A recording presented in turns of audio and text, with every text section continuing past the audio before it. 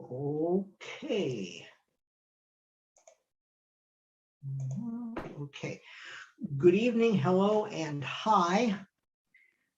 My name is Jeff Bushman. This is Speaking of Everything with Jeff Bushman. We had some technical difficulties and probably recorded 3 videos before this one this evening, all of which are about 3 minutes long.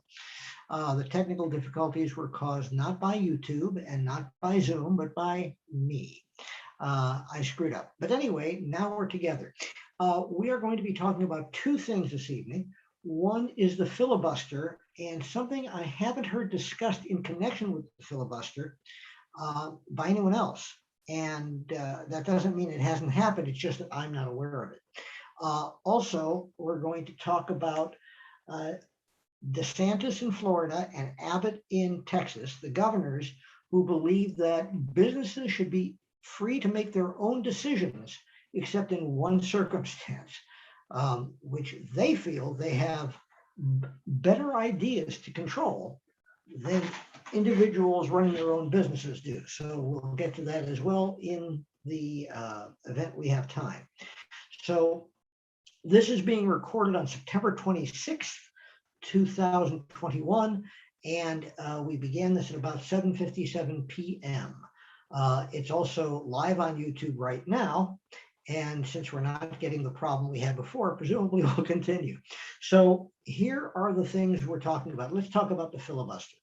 By now, with all of the conversations that have been on television and radio and podcasts with respect to the filibuster, you know something about its history, about how it was used during the pre-Civil War days and in the Jim Crow era to prevent African Americans to be freed from slavery in the first instance, or to have any rights in the second instance, even though the Constitution had been amended after the Civil War to not allow any discrimination effectively and to permit voting. In the Jim Crow era, voting rights legislation and civil rights legislation, which the 13th through 15th Amendments to the Constitution permitted Congress to make, were blocked once the filibuster was in place. Also, the filibuster during my lifetime has actually changed twice. In the first instance, and I honestly don't remember what year it was, but I do know Bob Dole was in the Senate at the time, initially required to break a filibuster to do what they call cloture, which is to stop debate, was 2/3 of the Senate. 2/3 of senators present when the vote came up. So obviously, if the Senate were full with 100 senators, arguably it's full of something else now, but if it were full with 100 senators, then it required 67 votes. And now it only requires 60. However, now it requires 60 all the time. It doesn't matter how many senators are present. So that, by the way, was a cough drop, throat lozenge, so that I don't get too raspy while we're recording.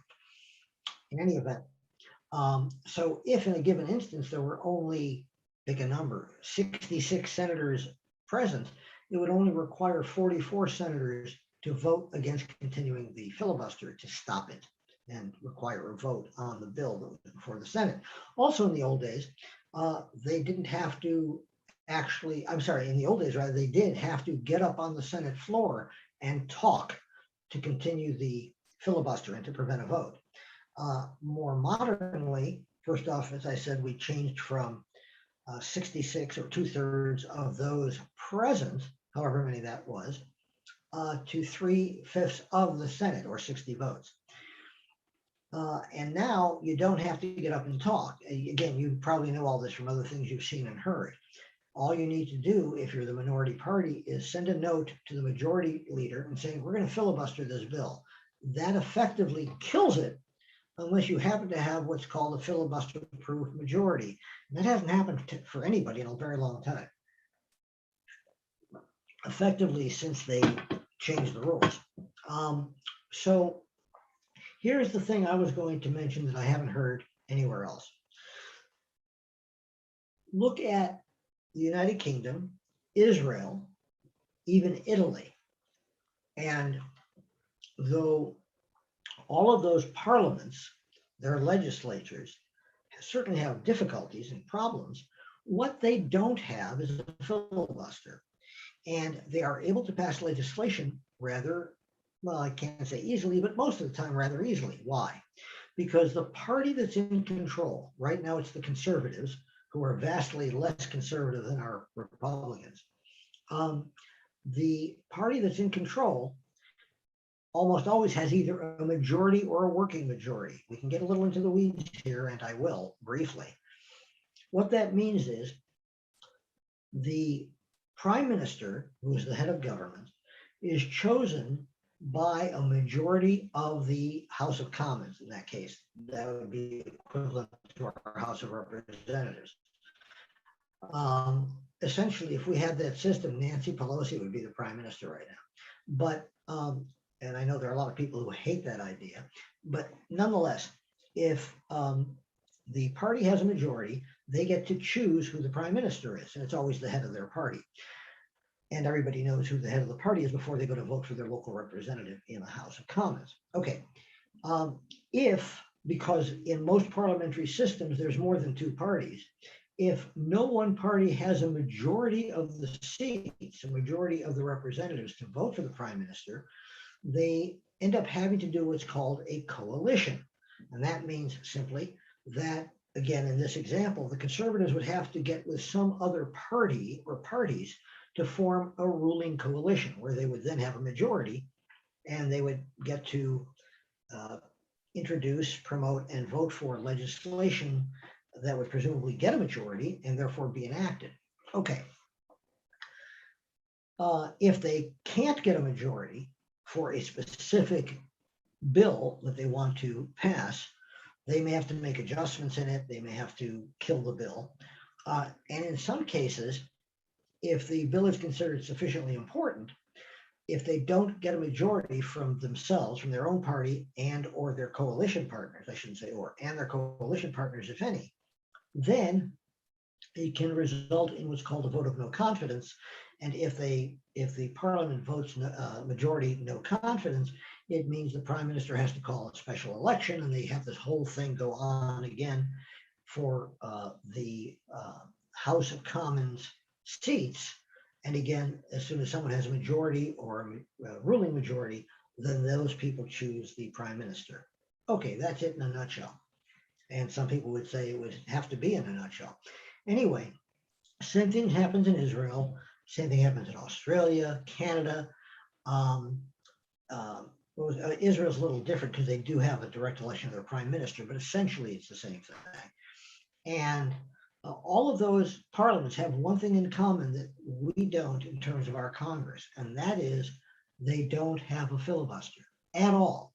Either a talking filibuster where you have to stand up and talk for hours, or a filibuster by notification, which is what we have here now. Very good tea. Anyway, that's basically what happens. And you know what? They've managed to pass a lot of legislation over a lot of decades. And in the case of the United Kingdom, centuries, without having a filibuster. What happens there is, as I alluded to, is ultimately the ruling party or ruling coalition may become sufficiently unpopular that they either get a vote of no confidence, which includes some of the minor parties that wouldn't have voted for the no confidence in the first place, or the country demands essentially an election. And they also have a statutory limit on how long they can go without an election.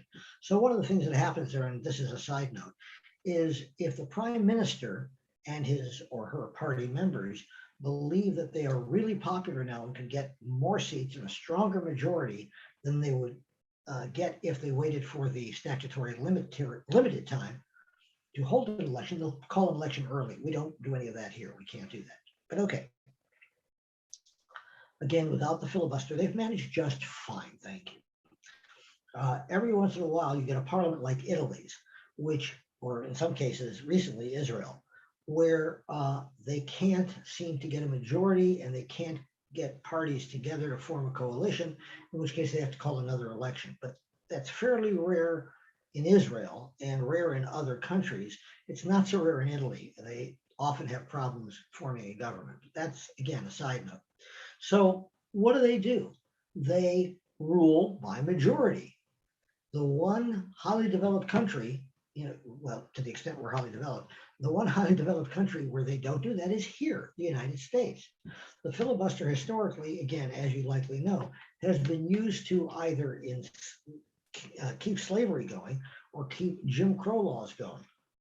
So if we were to eliminate the filibuster, right now, the Democrats with a 50 vote presence in the Senate plus the vote of the vice president could pass all this legislation that everybody's been talking about.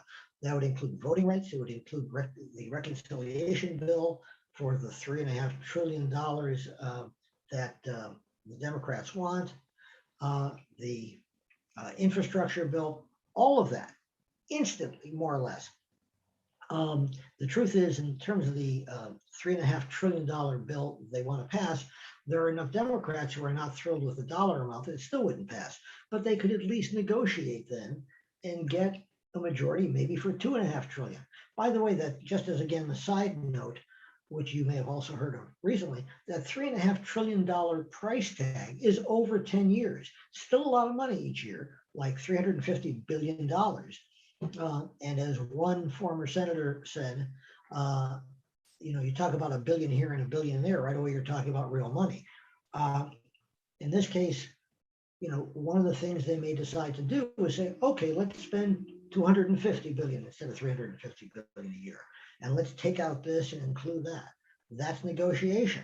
But they haven't done all that because they expect they can't pass it without the full number of senators doing it. And lots of people don't want to budge, but that ultimately will get resolved.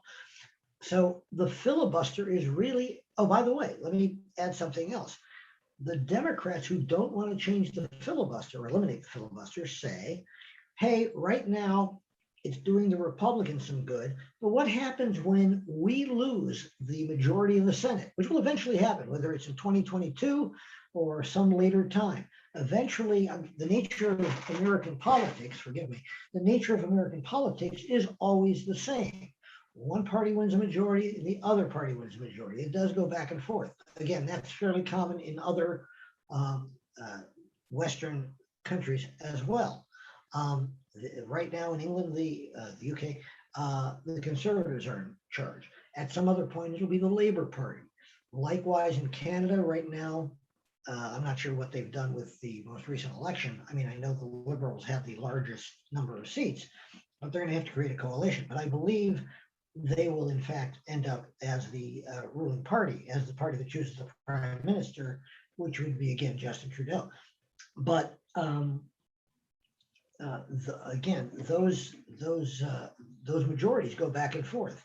And before Trudeau's first term, the ruling majority was the Conservative Party, which, by the way, again, is much less conservative than our Republicans.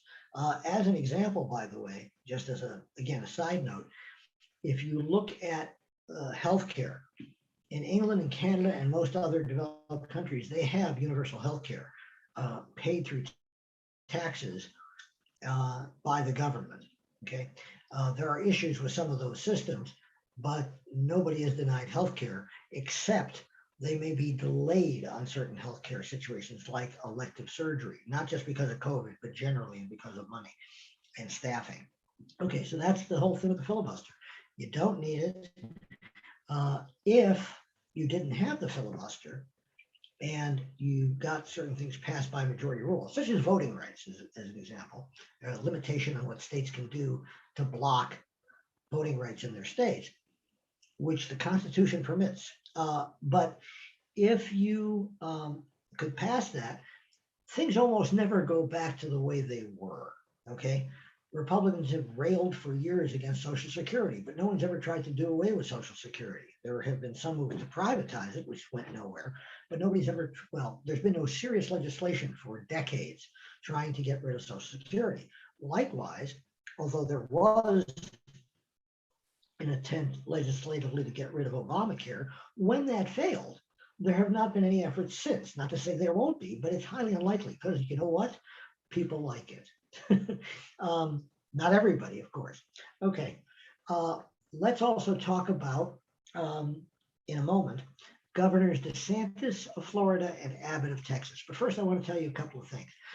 We have been doing this podcast off and on for quite a while, but we are now starting to do it on a regular frequency. We intend to broadcast once a week. We often have guests, and we will be setting up guests for interviews over the next couple of weeks because we now have a regular schedule. That regular schedule is for Sunday evenings, somewhere around 7:30. We would have been on at 7:30. I wasn't on the air, but on around 7:30 this evening, Arizona time. But for the technical difficulties I alluded to earlier. But that will be our plan.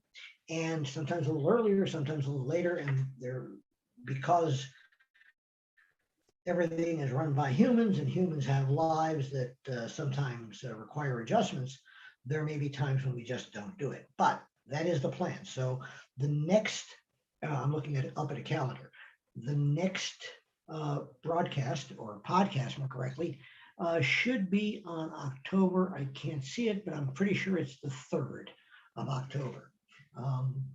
Yeah, the 3rd of October, 7:30 Arizona time. We will not have a guest on that show unless something miraculous happens between now and then, but we hope to on the following Sunday. So you can join us and just listen to me rant and rave, or you can, you might even want to suggest a guest. By the way, if you or someone you know, it would be a good guest for us, send us a note. It's TJB Radio, not TJBS, but TJB Radio at gmail.com. We read all of our email. And sometimes we ignore the nutcase email, but if you're not in that category, and for example, you've written a book, or again, you know someone who has, or you're a scientist who's developed something, please let us know. The one kind of book we don't, well, two kinds of books that we don't want to get involved in are science fiction fantasy and what we used to call, when I was in college, kiddie lit, children's literature. Oh, there is one other. If you've written a book about religion, I mean, I'm fully in favor of fiction, but would rather you keep that out of our view. Not fiction, but that particular kind of fiction, you know. Anyway, so the other thing I want to tell you is I don't know where you're picking this up. If you're picking it up on YouTube or on another podcast location, podcast platform, we are on TJB's rate. I can't talk. Which is wonderful if you're doing a podcast. TJBS, Tom, John, Bill, Sam, radio.com. You can always pick up our podcast there, or you can again go to YouTube for those that we have done a video on. The video on this will be up before the podcast is. And you can also catch us on Stitcher, Apple Podcasts, and pretty much almost all podcast platforms. And we also have other podcasts. We have a podcast on growing up in Los Angeles in the 1960s. We have another one on romance and fantasy fiction, which is not done by me. And if you are interested in doing a podcast, we have a couple of specific ideas. One is about sports, which I have no interest in myself, but some people do. And if you feel like you would like to do a podcast on sports, we'd love to hear from you. Likewise, if you have a podcast or have an idea for a podcast on plays and playwriting, more specifically, if you can record plays and have them sent out as podcasts, we'd love to talk to you and help you out in terms of getting your stuff listened to and watched, or at least listened to. Okay, enough said about that. Let me talk now about Doug DeSantis, and I can't remember Abbott's first name for the life of me, although hopefully it'll come to me. But both of these gentlemen have been fighting vaccination, and they've been fighting masking and masking mandates for quite some time, particularly since President Biden has been in office. And what they've said initially was that this was a matter of personal choice and personal freedom. And although they think vaccination was a good idea, and I'm pretty sure both of them, but I may be wrong on that, have had the vaccinations, They want to leave that to people's choice, and nobody should be forced to take the vaccine, and nobody should be forced to wear a mask. Okay. They also have said, as classic, well, not classic, that's not true. As conservative Republicans, they have promoted generally a conservative policy, and that policy specifically is that people who are in business should be left to make their own decisions about their business. If, well, let's not pick smoking, but if I want to, I don't know, permit people to walk in without a shirt, that should be my business at my business. If I don't, that should also be my prerogative. And most other things that aren't specifically against the law, for example, in this state and most others, you can't come into my business and smoke. Even if I want to smoke a cigar, I can't do it in my own office. I can't do it because the smoke spreads out, and anyone that I have working for me also has to breathe that in. And that's appropriate in my judgment. If I want to smoke, I should do it outside and preferably not around another human. So you have that. So that should be the choice, and the other stuff should be choices of individual business people. There's an exception for both of these guys. What's the exception? If I'm in Texas or Florida, not here, but if I'm in Texas or Florida, actually here too, in Arizona, we have another conservative Republican governor, although he's not quite as doctrinaire and crazy as these two. But even here, if I want to require anyone coming into my business to wear a mask for my safety, my family's safety, their safety, and anybody else's safety, in Texas and Florida, I can't do that. This is not a law passed by their legislatures, although I expect if it were brought up, they would vote for it, but but by gubernatorial order, executive order of those governors.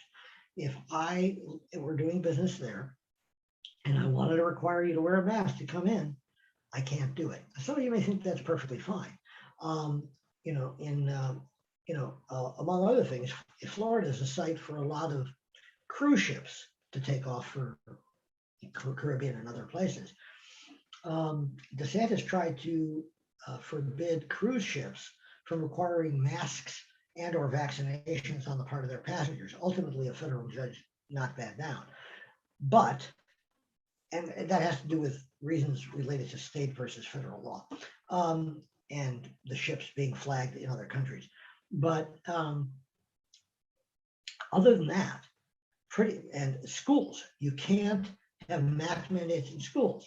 If your kids are too young to be vaccinated and they're going to school in Florida or Texas, the mask is the only way to protect them and their classmates and their teachers and everybody else. Can't mandate that in the schools in either of those states. And there are some others, by the way.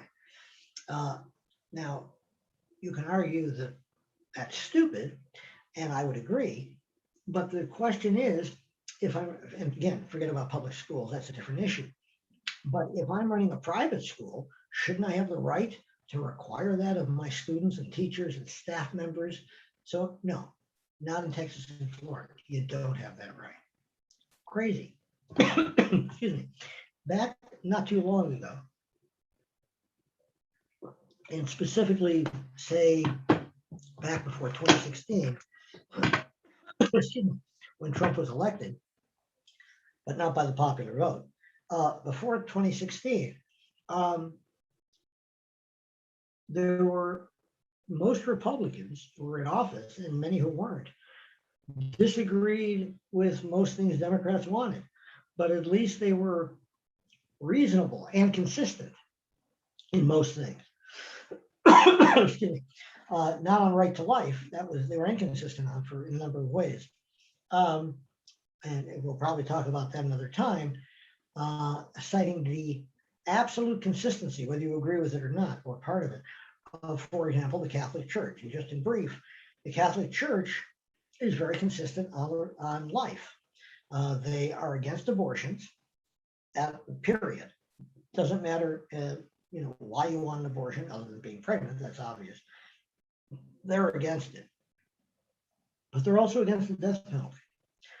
And Republicans agree on one, Democrats agree on the other. But the Catholic Church, to their credit, again, it may not be logical in our minds entirely, or anybody seeing this or listening to this, but for them, and it is at least logically consistent. You can argue it's not morally consistent, but it is logically consistent. Life to the Catholic Church is precious, at least until you're born. Uh, but anyway, that's basically it. Uh, last thing I wanted to mention is my latest book. In addition to other things, I'm a writer, and my primary business is as a process server. And we'll talk more about other businesses another time. But if you would be interested in knowing more about this business and the philosophy of it and more information generally, part of the book's kind of funny, having to do with what are called in the industry war stories, stories about unusual situations we've had as a process server. The name of the book is You've Been Served, which admittedly is not the most clever of titles. And if you decide to look that up on Amazon, it's available in paperback and as an ebook. And you can look it up. But when you look it up, to save yourself some time, pick the books section of Amazon first. Because if you don't do that, you're going to start out when you put in You've Been Served with the English TV series Are You Being Served, which will just take you more time to get through. Not to say that wasn't a terrific series, it certainly was, but not what you're looking for if you're looking for the book. Anyway, it's called You've Been Served. It's on Amazon and Amazon.com, obviously. And if you're interested, we'd be thrilled. Meantime, that's it for us for tonight. It is, we have been on about 30 minutes, more or less. And we thank you for joining us and hope you join us again next week and in subsequent weeks. And next week, we'll announce who our guest is going to be, assuming we're able to put that together for the following week. So we're on normally Sunday nights around 7:30 Arizona time, which I'm trying to think, I think it's November. But whenever it is, it could be October. Anyway, whenever the time changes for most of you, it doesn't change for us, which means we will then be on at 8:30 Arizona time. If you'd like to have a better way of measuring it so you can keep it in mind, it's 7:30 Pacific, 10:30 Eastern. Okay, that's it. In the meantime, thanks again. And between now and the time we get together again, please be kind to each other